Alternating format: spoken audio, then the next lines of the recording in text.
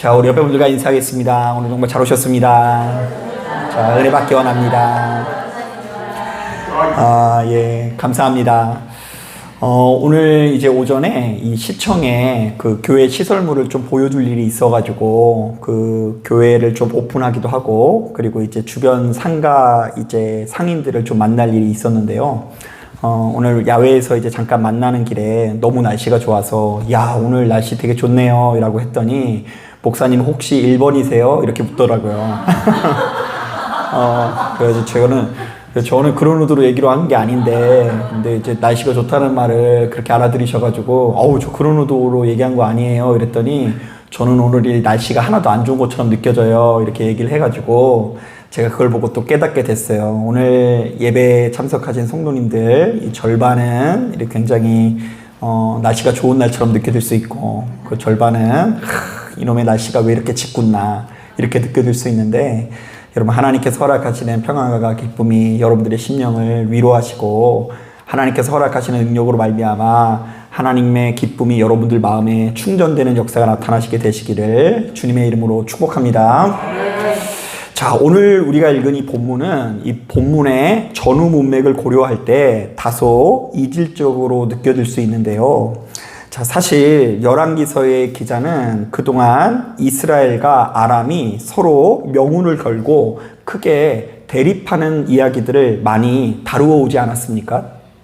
자, 이른바 이스라엘 백성들이 아람의 침입으로 인해서 당장에 굶어 죽을 위기에 빠지기도 하고요. 또한 하나님의 은혜로 이 모든 위기에서 벗어나는 장면들을 우리가 살펴보았습니다. 자, 바로 이런 흐름 속에서 열왕기서의 기자는 갑자기 아람의 군대가 이스라엘을 침입하기 훨씬 이전에 발생한 사건을 조명하고 있어요. 그러니까 지금까지 이제 성경이 시간대로 흘러가다가 갑자기 과거로 돌아가요. 자, 그것도 어떤 이야기를 하냐면요. 하나님께서 한 수냄 여인의 인생 가운데 개입하시고 역사하신 사건에 대해서 조명하고 있습니다. 자, 도대체 이게 무슨 이야기일까? 자, 본문에 나오는 에피소드를 간략하게 요약하자면 이렇습니다. 자, 엘리사는 일전에 하나님께서 베푸신 권능으로 수냄 여인의 죽은 아들을 살려준 적이 있죠. 여러분 기억나세요? 자, 엘리사가 수냄 여인의 이 죽은 아들을 살려냈잖아요. 그런데 이번에는 엘리사가 그녀에게 이렇게 명합니다. 이제 곧 이 땅에는 7년 동안 비가 오지 않을 테니 너는 가족들과 함께 블레셋이라는 땅으로 피난가 있어라. 자, 그러자 이 여인의 가족은 실제로 엘리사의 말에 순종해서 블레셋으로 피신을 했다가 무려 7년 만에 자신의 조국 이스라엘로 복귀하는데요. 자, 이때 한 가지 문제가 생깁니다. 자, 수냄 여인이 이스라엘을 몇 년 동안 비웠다고요? 7년 동안 비운 사이에 그녀의 집과 전토가 다른 사람에게 넘어간 것입니다. 자, 그래서 수냄 여인은 자신의 소유를 회복하기 위해서 왕에게 찾아가는데요. 자, 오늘날로 따지면 일종의 민원을 넣으러 간 것 같기도 하고요. 법정 싸움을 제기하기 위해서 이 왕궁에 이렇게 방문한 것 같아요. 자, 그런데 바로 그때 이스라엘 왕은 마침 이 게하시라는 사왕과 엘리사의 이스라엘 왕이 게하시라는 사왕과 함께 기적 이야기를 나누고 있었고, 그 주제가 다름 아닌 누구의 이야기였어요? 수냄 여인의 아들의 이야기였습니다. 자, 그러자 깜짝 놀란 게하시는 왕에게 이렇게 말합니다. 왕이시여, 엘리사가 죽은 아들을 살려줬다라는 여인이 바로 이 여인입니다. 자, 그렇다 보니 수냄 여인은 두말할 것도 없이 그 즉시 자신의 집과 전통을 회복하게 되는데요. 왜냐하면 이스라엘 왕이 수냄 여인을 향한 특별 지시를 내렸기 때문입니다. 자, 어때요, 여러분? 여기까지 보았을 때 이 여인은 엄청나게 운이 좋은 것 같죠? 자, 이 여인은 엘리사를 통해서 이 아들이 죽었을 때 갑자기 누구를 만나죠? 엘리사를 만나서 이 죽은 아들이 다시 살아나게 되고요. 7년간의 이 기근을 피하게 되기도 하고요. 다시금 고국으로 돌아와서 이스라엘의 왕을 찾아왔는데, 하필이면 바로 그 순간 이스라엘 왕이 게하시와 만나고 있었고, 하필이면 그 둘이 나누고 있었던 이야기가 어떤 이야기라고요? 수냄 여인의 이야기를 나누고 있다는 것은 참으로 기막힌 행운이라고 말할 수 있을 것 같습니다. 자, 그러니까 세상 사람들 입장에서는 오늘 본문을 묵상하면서 본문의 제목을 이렇게 지을 것 같기도 합니다. 수냄 여인의 운수 좋은 날. 이거는 운이 좋아도 너무 좋게 느껴진다는 거예요. 자, 수냄 여인은 도대체 왜 이렇게 인생이 잘 풀리는 것일까? 자, 그런데 열왕기서의 기자는 바로 이렇게 우연처럼 보이는 모든 일들이 사실은 누구의 계획하심 가운데 일어났다고요? 하나님의 철저한 계획하심 가운데 일어난 필연이었다라고 증언하는데요. 자, 그녀는 하나님의 계획하신 가운데 끔찍한 기근을 피하기도 하고요. 하나님의 계획하신 가운데 자신의 집과 전토를 단박에 회복하는 것입니다. 자, 그런데 엄연히 따졌을 때 바로 이 말씀은 수냄 여인이 경험한 행운에 초점을 두는 것이 아니라 하나님의 특별한 도우심에 대해서 증언하는데요. 자, 이른바 하나님께서는 자비와 사랑이 많으사 당신의 백성들이 하나님을 전적으로 신뢰하고 그분의 말씀에 정말로 순종하기만 하면 어떤 일이 있어도 그를 버리지 않고 끝까지 보호하신다는 메시지를 건네고 있는 거예요. 자, 한번 따라 보겠습니다. 하나님께서는 당신의 백성들을 아끼고 사랑하신다. 한 번 더 따라하겠습니다. 하나님을 끝까지 신뢰하는 자는 해를 당하지 않고 보호해 주실 것이다. 자, 더욱이 이 말씀이 중요한 이유는 여러분 오늘 우리가 읽은 본문 바로 뒤에를 보면 이스라엘 백성들의 상황이 더 좋아지는 것 같아요? 안 좋아지는 것 같아요? 안 좋아져요. 자, 앞으로 오늘 우리가 읽은 이 본문을 기점으로 이스라엘의 상황이 점점 더 안 좋아지거든요. 자, 지금까지는 하나님께서 보호하시사 이스라엘 백성들이 피해를 받았어요? 안 받았어요? 사실은 안 받았어요. 하나님께서 보호하셔서 그래도 살 길을 찾는 이야기가 담겨져 있어요. 자, 그런데 그 뒤에 나오는 내용들마다 어두운 내용들이 담겨져 있는데요. 이스라엘의 대적 아람에는 베나닷이라는 왕이 죽고 하사엘이라는 새로운 왕이 즉위하는데요. 이 왕이 이스라엘을 아주 심하게 괴롭히는 왕입니다. 자, 더군다나 이스라엘에 세워지는 왕들마다 너무나 악한 왕들이 세워지게 되는데요. 북이스라엘의 왕 요람은 끝없이 악을 행하다가 예후라는 사람에게 암살당했고요. 남유다 왕국의 왕 여호람은 아람의 딸 아합의 딸 아달랴와 결혼해서 우상숭배에 빠지게 됩니다. 자, 그렇다 보니 이스라엘 백성들은 아람과의 전투에서 이제 더 이상 승리하지 못하고 크게 패배하게 되는데요. 자, 바로 이러한 장면들을 묵상하는 우리들은 이렇게 생각할 수 있어요. 자, 하나님의 백성 이스라엘도 결국 이렇게 망하는구나. 자, 우리의 인생은 갈수록 어두워질 것이 분명하다. 자, 하지만 열왕기서의 기자는 바로 이렇게 암울한 내용들을 연이어 기록하기 전에 하나님께서 한 수냄 여인의 삶에 깊숙이 개입하신 사건을 통해서 오늘날 이 시대를 살아가는 우리들에게 뭐라고 말한다고요? 이렇게 말하고 있어요. 하나님께서는 당신의 백성들을 아끼고 사랑하신다. 하나님을 끝까지 신뢰하는 자는 어떤 일이 있어도 해를 당하지 않고 보호해 주실 것이다. 자, 봐라. 수냄 여인은 하나님의 은혜로 그녀의 아들이 죽지 않고 다시 살아나는 은혜를 누렸다. 더군다나 그녀는 하나님의 은혜로 기근도 겪지 않았고 피할 길을 얻었으며 또한 그녀는 하나님의 은혜로 자신의 집과 전토를 기적적으로 회복했다. 자, 그러므로 우리들도 어떻게 해야 된다고요? 지금 우리의 눈앞에 어둡고 절망스러운 상황들이 연이어 펼쳐질지라도 하나님을 향한 신뢰를 잃어버려서는 안 된다는 것이고요. 또한 우리가 그분을 끝까지 신뢰하면서 그분의 말씀에 철저히 순종하기만 하면 하나님께서 우리를 보호하사 해를 당하지 않을 것을 굳게 믿으라는 것입니다. 자, 그러니까 예수 믿는 우리들은 우리 눈앞에 펼쳐진 상황에, 광경에 지나치게 지배당해서는 안 되고요. 또한 우리에게 펼쳐진 끔찍한 광경을 넘어서 전능하신 하나님을 끝까지 신뢰하기 위해서 그분의 말씀에 철저히 순종하기 위해서 끝없이 노력해야 된다라는 이야기입니다. 자, 저는 그 한 사람의 평범한 목사로서 여러 가지 고통과 괴로움 중에도 바로 이러한 신앙의 자세를 갖춘 성도님들을 보면서 수시로 큰 은혜를 받게 되는데요. 자, 그러니까 지금 제가 말하고 있는 신앙은 뭐냐면요. 눈에 펼쳐진 상황에 지배당하지 않고 그럼에도 불구하고 누구를 신뢰하는 믿음이에요? 하나님을 신뢰하는 믿음을 가진 성도님들 보면서 위로받는다라는 이야기예요. 자, 그래서 제가 그 모든 과정을 보면서 사실은 성도님들을 통해서 이 확신을 얻는 경우가 많이 있어요. 아, 믿음을 갖는다라는 것이 이렇게 좋은 일이구나.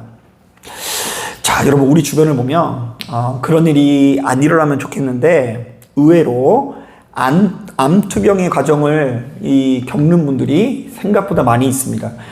아직까지도 우리나라에서 이제 사망률이 가장 높은 원인 중에 하나가 이제 암이더라고요. 그런데 우리 주변을 보면 암투병의 과정을 이 신앙의 힘으로 이겨내신 분들의 이야기가 상당히 많이 있어요. 자, 2023년도에 그 새롭게 하소서라는 프로그램에 출연한 박인선 집사님의 사연이 그 대표적인 예인데요. 자, 이분은 약 10년 동안 그 서울에 있는 강북 삼성병원에서 간호사의 근무를 했다고 합니다. 대단하죠? 간호사를 몇 년 동안 근무했다고요?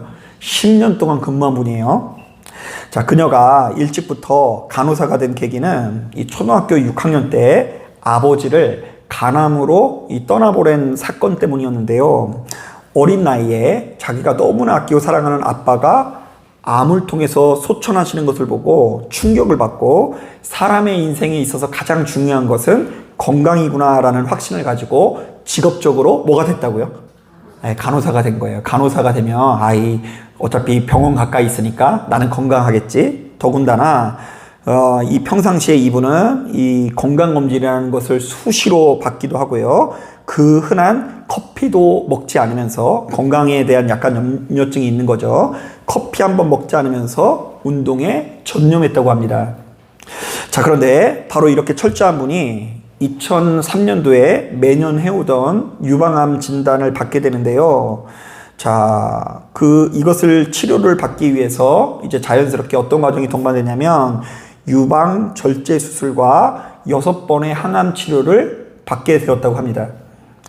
자, 이 과정에서 원래 이 머리랑 가까운 데일수록 이렇게 좀 빨리 이렇게 머리카락이 빠진다고 하더라고요. 그래서 유방암 환자들은 대부분 이제 머리가 이렇게 다 빠지는 경우가 많아요. 그래서 머리카락이 빠지는 것은 말할 것도 없고요. 음식 냄새만 맡으면 토가 나와서 아무것도 먹지 못하게 됩니다. 자, 그렇다 보니 그 인생에 그 어떤 소망도 없이 원망과 불평이 가득했고요. 그렇다 보니 주변 사람들을 참 아프게 하는 위치에 서게 됩니다. 특히 5살배기 이 자녀가 엄마 사랑을 받고 싶어가지고 엄마랑 놀아줘 이러면서 안기면 저리 가라고 하면서 잔뜩 화를 내거나 물건을 집어 던질 적도 있었다고 합니다. 자, 그도 그럴 만한 것이 이분의 평생 관심이 뭐였죠? 건강 아니겠어요? 직업도 간호사고 그렇다 보니 병원에서 10년간 일했는데 자신에게 이런 큰 병이 생긴 것 자체가 납득하기가 어려운 것입니다. 자, 그러던 중에 열심히 치료를 받았지만 이 박인선 집사님은 암세포가 뼈로 전이되었다라는 판정을 받게 되는데요. 당시 의사는 이제 정말 어려운 싸움이 될 것이고 앞으로는 그 누구도 앞날을 장담할 수 없으니 마음을 굳게 먹으라는 이야기를 해주었다고 합니다. 자, 바로 이때 박인선 집사님은 큰 절망 가운데 이제 할 수 없이 이제 병원으로 안 되니까 어디를 갔을까요? 예, 어떻게 하셨어요? 우리 드라마를 많이 보셔가지고 그 줄거리를 다 아시는데 이제 우연한 계기로 교회를 가게 되었는데 참 신기한 것은 어쩌다 참석한 이 단 한 번의 예배에 하나님께서 어찌나 큰 은혜를 부어주시는지 그 순간에 몸은 여전히 아프고 힘든데 그 심령에 이전에 없었던 기쁨과 소망이 생겨나는 경험을 하게 되었대요. 자, 그러니까 때로는 사람이 몸이 다 나눠서 부활을 한 게 아니라 마음이 사망 가운데 있다가 생명을 누리는 것만으로도 부활을 경험하는 거죠. 자, 그래서 정말 이분이 왠지 모르게 정말로 내가 완치될 것 같다라는 믿음을 가지고 매주 목사님의 안수 기도를 받았다고 합니다. 그러니까 이제 주일마다 목사님 기도해 주세요, 기도해 주세요. 이거 꾸준히 하는 거 여러분 어려워요, 쉬워요? 네, 어려운데 언제든 오세요. 걱정하지 말고 오세요. 저를 뭐 좋아하니까 오세요. 제가 기도해드리는 거 얼마든지 할 수 있습니다. 그런데 이분이 어려운데 염치불구하고 이제 신앙을 시작한 지 얼마 안 됐으니까 이제 가가지고 매주마다 이제 안수기도를 받았다고 합니다. 그 과정에서 한 주가 넘어가고 무려 2년 6개월이 지났고 결국 그 과정 가운데 기적적으로 육체가 완전히 회복하게 되었다고 합니다.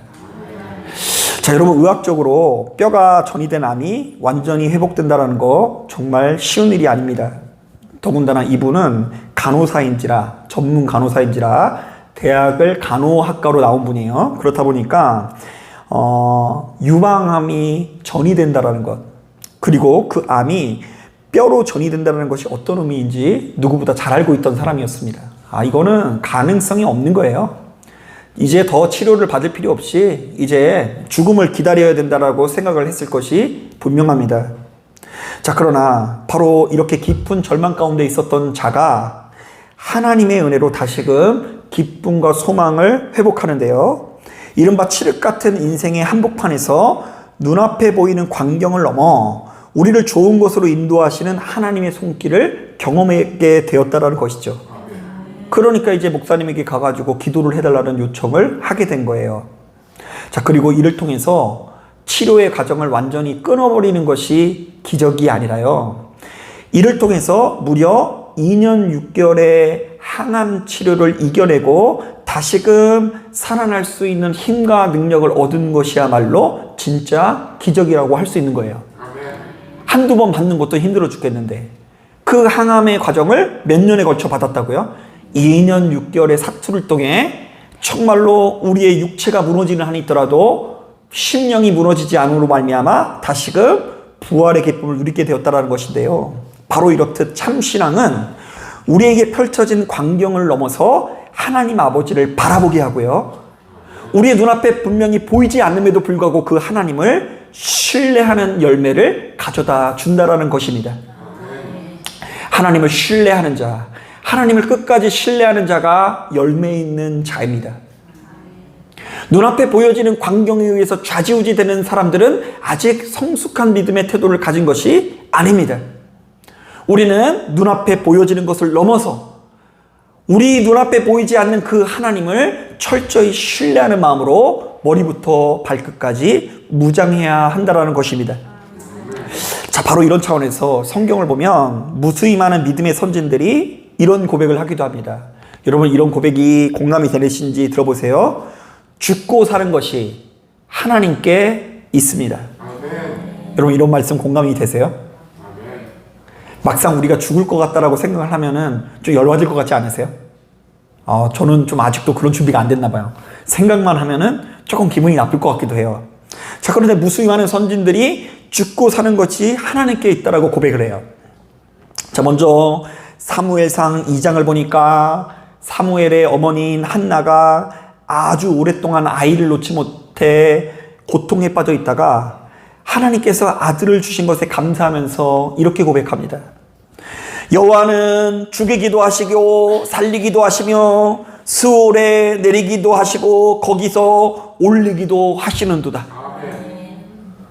우리를 살리시는 하나님이 아니라 우리를 살리시기도 하지만 죽이시기도 하시며 스올에 내리기도 하시고 거기서 올리시기도 하는 하나님, 저는 그 하나님을 신뢰합니다.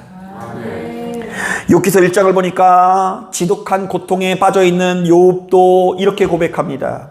내가 모태에서 알몸으로 나오사온즉 또한 알몸이 그리로 돌아가올지라. 주신 이도 여호와시오 거두신 이도 여호와이시오니오니 여호와의 이름이 찬송을 받으실지니이다. 자신의 자녀들을 하나님께서 다 거두어 가셨어요.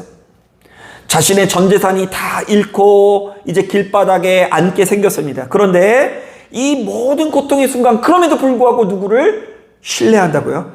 하나님을 신뢰합니다라는 고백이 이어지고 있어요. 로마서 14장을 보면 감옥에 갇혀있는 바울도 역시 이렇게 고백합니다. 우리가 살아도 주를 위해서 살고 죽어도 주를 위하여 죽나니 그러므로 사나 죽으나 우리가 주의 것이로다. 그러니까 진정한 믿음의 사람들은 지금 우리에게 죽음의 고통이 찾아올지라도 하나님께서는 자비와 사랑이 많으사 우리를 좋은 곳으로 인도하실 분이라는 신뢰를 갖는데요. 자, 그렇기 때문에 설령 내가 지금 죽게 될지라도 기꺼이 순종하겠다라는 의지를 보이게 되는 것입니다. 우리 인생이 그냥 그대로 끝난다고 한다면 억울할지 몰라요. 우리 인생이 이제 흙으로 돌아가가지고 아무것도 안 남고 무로 돌아간다고 한다면 억울할 수 있어요. 그러나 우리는 하나님의 약속의 말씀을 신뢰하면서 저 천국이 우리를 위해서 예비되어 있다라는 그 믿음을 가지고 기꺼이 죽음마저도 순종할 수 있는 지경에 나아가야 한다라는 것입니다. 아멘. 자, 사랑하는 여러분, 오늘 말씀을 정리합니다. 오늘 우리가 살펴본 이 수넴 여인의 이야기는 단지 운수 좋은 날이 아니라 하나님의 섭리와 계획하심에 관한 이야기입니다. 자, 그녀는 하나님의 사람 엘리사의 말에 순종을 했고 그 순종은 일시적인 피난으로 끝나지 않았습니다. 자, 그로 인해서 기근을 피했고 생명을 보존했고 잃어버린 모든 재산들을 다시금 단박에 회복하는 은혜의 자리까지 나아가게 됩니다. 자, 그리고 이 모든 일은 전혀 생각지도 못한 하나님의 방법으로 하나님의 때에 하나님의 사랑 안에서 이루어지는 것을 볼 수 있습니다. 자, 이것은 오늘날 우리에게도 마찬가지인데요. 우리의 인생도 제가 거듭 이야기하지만 아무리 예수 믿어도 더 이상 앞이 보이지 않을 정도로 암울해질 수도 있고요. 때로는 절망이 우리 인생을 정말로 모든 것을 삼킨 듯이 아주 거센 바람처럼 우리에게 밀려올 수 있는 것이죠.